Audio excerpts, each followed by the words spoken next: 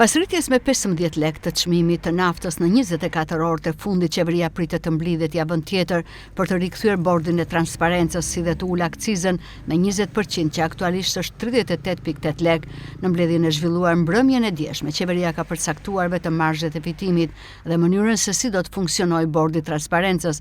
Konkretisht, marzhi i fitimit pritet të jetë 3 lekë për tregtin me shumicë dhe 12 lekë për tregtin me pakicë. Deri më sot, qeveria e kishte parë si të arsyeshme për të mos e rikthyer bordin e transparencës me argumentin se që nga përshkallëzimi i konfliktit në lindjen e mesme, rritja e çmimit të naftës ka qenë i moderuar.